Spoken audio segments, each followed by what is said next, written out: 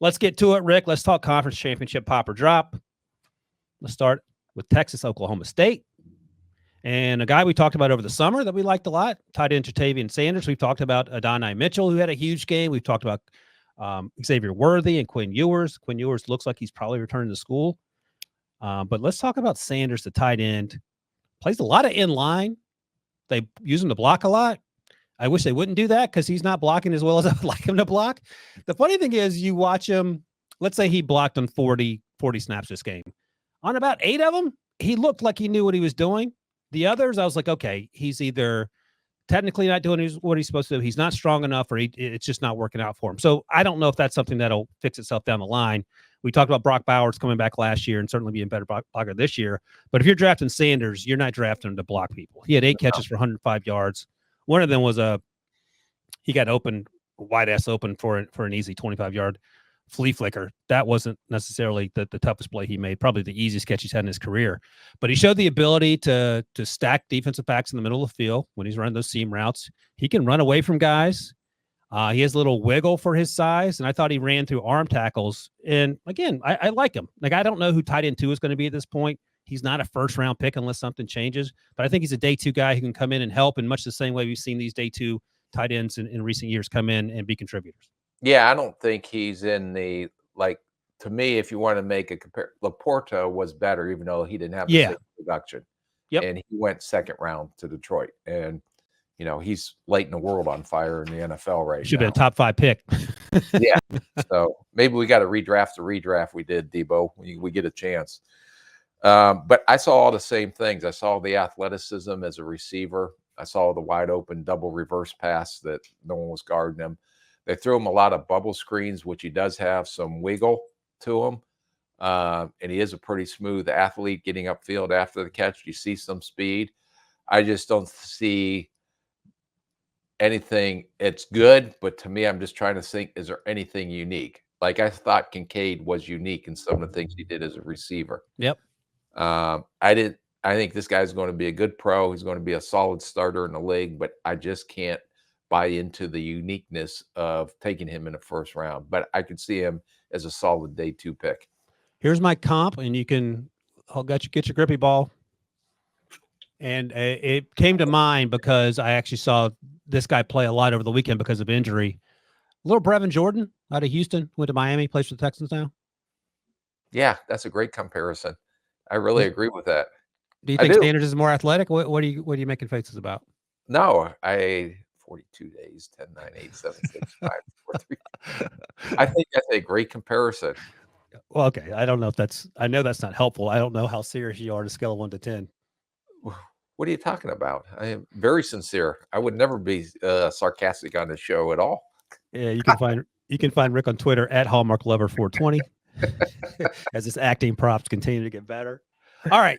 Day 2 guy for Tavien Sanders. I think we both took something away from that game, and that he's a really good football player and has a chance to be a good NFL player. Again, Adonai Sanders balling out. Where are you on Adonai Sanders as a first-round pick? The number 5, the big wide receiver that we've talked about before. I think he'll be in the mix of that second tier of guys. Mm-hmm. I don't know if I would put him up there with the Odunzes of the world and no, and the neighbors. You know, I don't know. I mean, I don't know where your mind is. Half the time we're talking about half the time. That sounds low. I'll say this, and we'll talk about this on Thursday. My mock draft, I have to go check, but I think I had like 6 or 7 potential wide receivers going in the first round, which sounds insane, but there are a lot of good ones. I could see that. And I was one of the guys that we going to talk about here was very impressive. Ooh.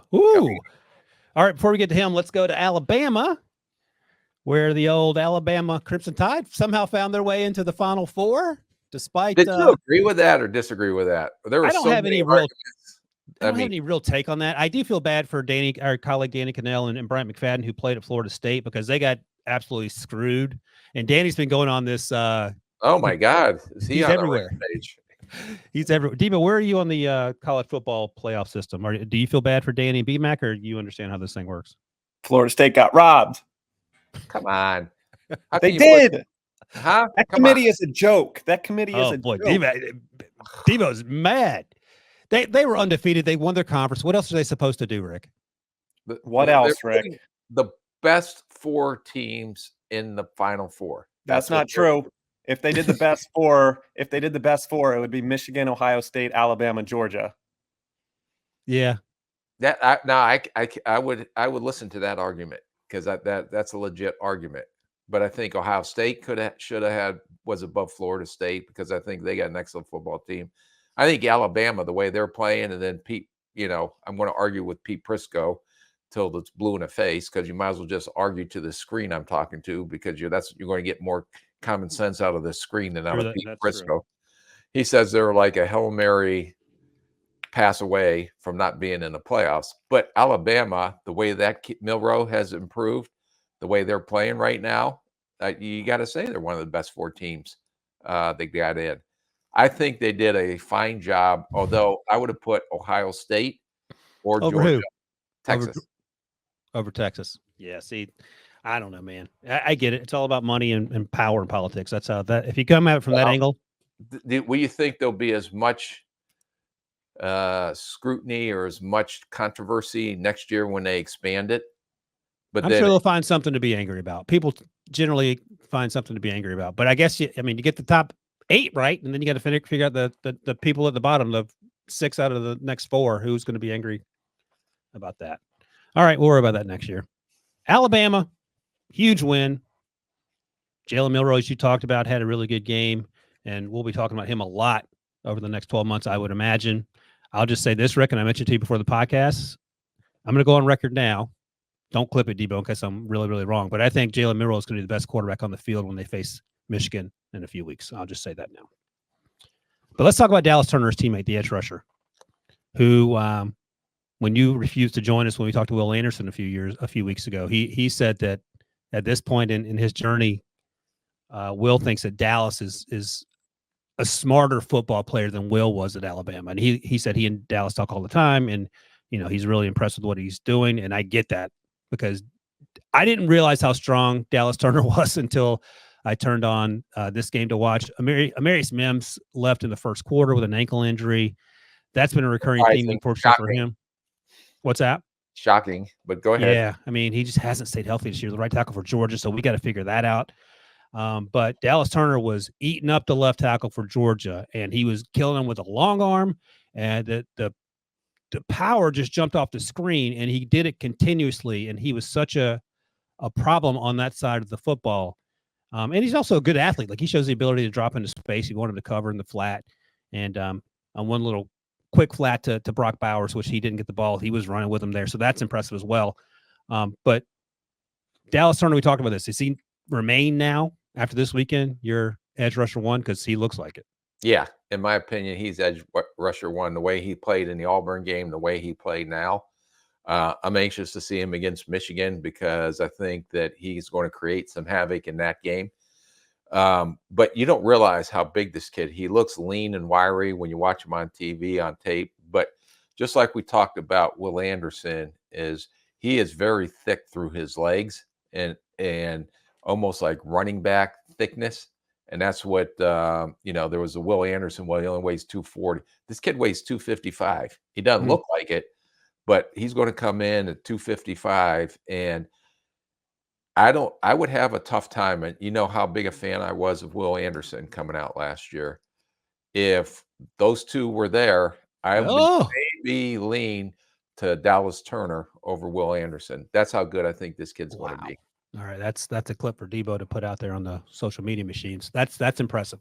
And look, Will Anderson might not disagree with you on another interview for the rest of our lives. So go ahead and clip that, Debo, if you want to keep killing people that potentially come on the podcast.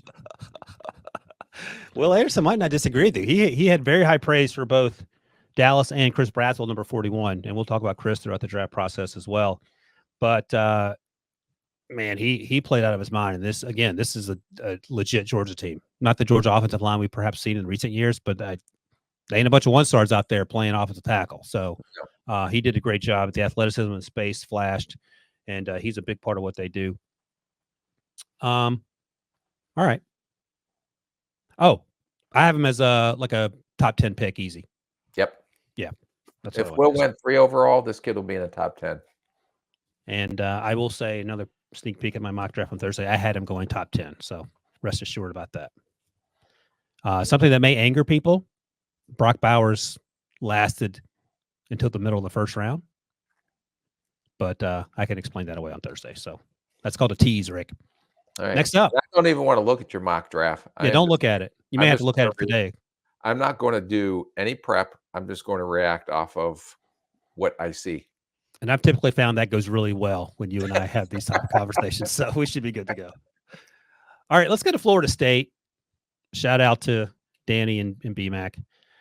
I had heard about this guy, but I hadn't watched him. I had no idea about anything about him. Western Michigan transfer, and he is awesome.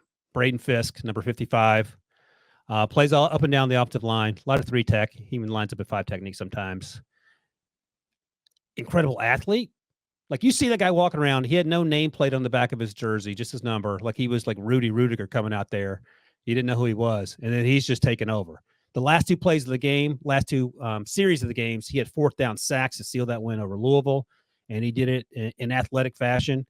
He is stout against double teams. I don't mean he stands up against double teams. He's splitting double teams and making plays in the backfield.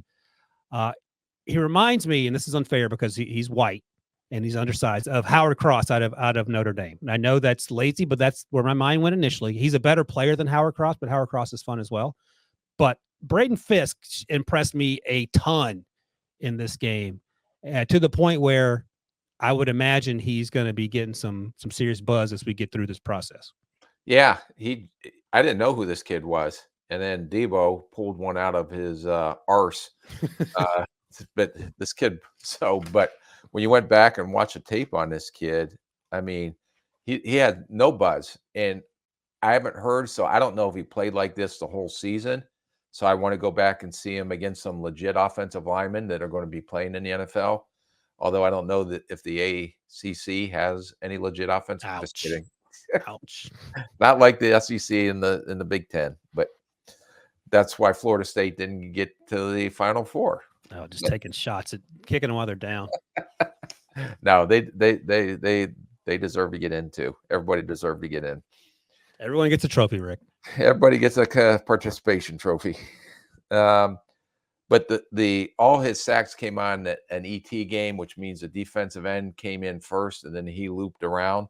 But his quick twitch getting around, his ability to chase down the quarterback. Now, Plummer isn't a great scrambler, but to get him and shag him down in open field, and the quickness that he showed getting off the ball, I don't know if he's going to be able to sit there and 2-gap at the point at the next level. But I know if he fits in the right scheme and he has that quick first step that he's shown, I don't know his measurables. I don't know anything about this kid. But when you watch this tape, the energy, the effort, the pursuit, the flashes of pass rusher, I think that game there will put him on some people's radar to maybe make sure we go back and do our homework on him. And me and you both need to go back and do our homework on this kid. Too late to have him going first overall. I didn't look it up until afterwards because that's the Rick Spielman way. 6'3", 282 unofficially. So he's a little undersized if you're playing interior. Right. But you're not playing him at 5 unless he's rotational, though, right? If he's a 5 technique, that may be big enough. You don't have to be 300 pounds. It's if you're in there, and we saw some 3 techniques. Cansey last year was an undersized guy. I don't know. Like I said, I don't want to make any comments on this kid until I go back and really study him. But when you have a game like this, it sure does make you want to put that name on a piece of paper to make sure you go back and watch him and see. Absolutely. So we'll do that. But that was fun. And good for him. Bad for FSU for various reasons, but he had a solid game, no doubt about it. All right, let's go to Washington. Out in the Northwest, they beat Oregon again. Another great game. I haven't gone back and watched the quarterbacks yet, but we watched them so much that I feel like we know who they are. Someone we haven't watched a lot of because he's been injured is one of the thousands of wide receivers that Michael Penix Jr. has. Jaylen McMillan had a season-long knee injury. He hurt it early versus Michigan State. You and I were talking yesterday, Rick, and he only played a handful of snaps between then and relatively recently.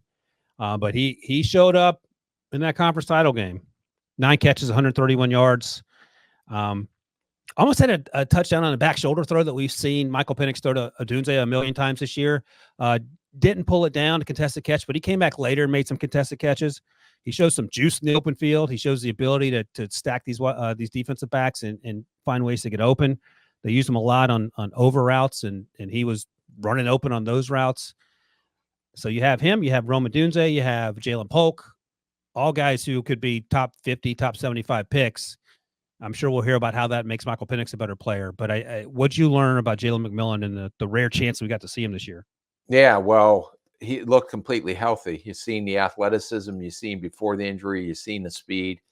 For a tall, linear receiver, I don't think he's as physical or as strong as a Dunze, but he is very smooth athletically. The way he runs routes, the way he opens up stride and gets open down the field, his catching radius. And I was surprised for a guy that is linear and is, I'm assuming he's 6'3", at least that's what he looks like on tape, that he's very smooth with the ball in his hands after the catch. Very elusive, fluid, weaver, whatever. He makes guys miss after the catch, not with his strength where Dunze runs through dudes. This guy can avoid dudes, and I think he does he has some acceleration that all of a sudden that put him back on the map to get in the mix of these glutton of receivers that are going to have to separate themselves out through this draft process. Oh my gosh, I feel like there's so many. I had middle to early day 2 right now.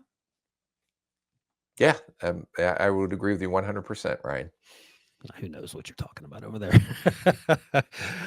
Yeah, great game for Jaylen. Glad he's healthy. Hope he stays healthy because they're going to need it when they. I hope they win the whole thing just to stick it into you and Debo's face, disrespecting Washington, leaving them out of the top 4 altogether. Unbelievable. That was do you think that had anything to do with a sentimental pick? But they did beat Oregon. They were undefeated. Oh, so was Florida State.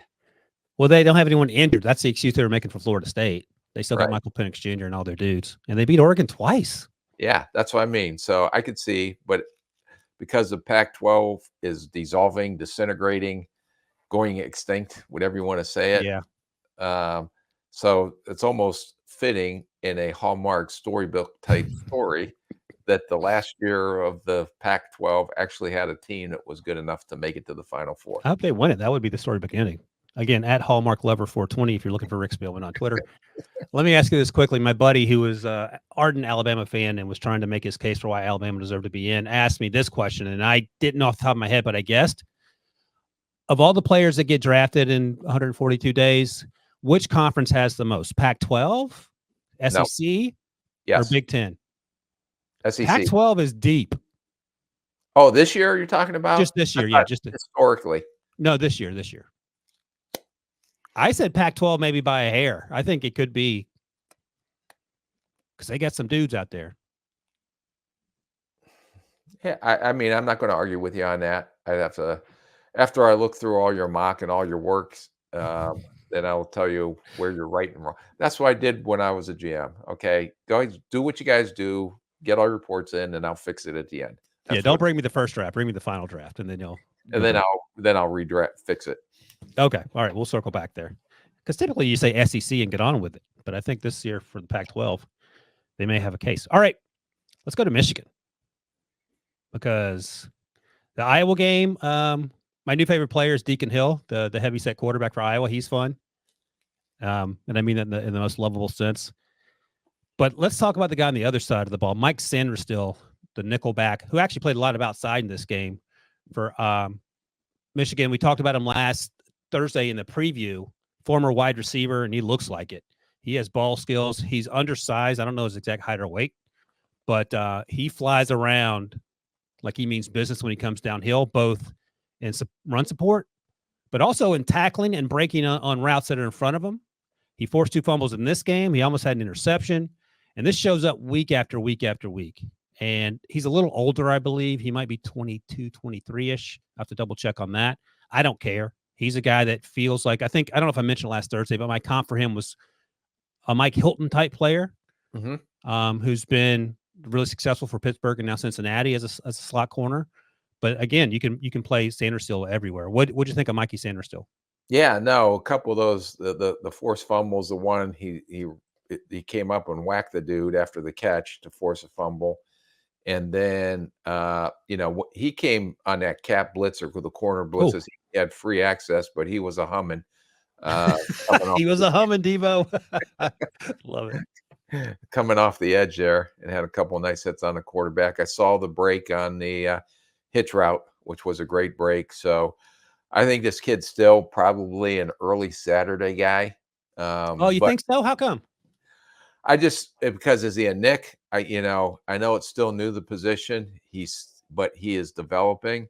I just think maybe Friday, but I'm leaning towards Saturday right now, just because I think technically he still has some issues to deal with. And I don't think he's totally there to say that, okay, I draft this guy, he's going to be my nickel starter right away, Yeah. which I usually put in the third round. I think he still has some development. He's more talented to make a team, and I think he's going to help a team. I just think it's going to take him a little bit more time. Let me ask you this question in terms of the evaluation process. When you're a general manager, you know what your needs are, obviously, going into the draft and the free agency and all that. Do you look around the division and say, well, we got to go against Devontae Adams, and they've added Christian Watson and Romeo Doubs, for example? Let's assume all those guys are still in Green Bay. Does that inform your decision to draft a nickel cornerback maybe a round earlier than you might, or no? No, you don't move them up, but you're also aware of who you got to play twice a year too. Right. So, okay. But you're not going to take a guy that's a 7th rounder and make him a 2nd rounder because you're playing against, the way Green Bay's young guys are coming along right now. Yeah.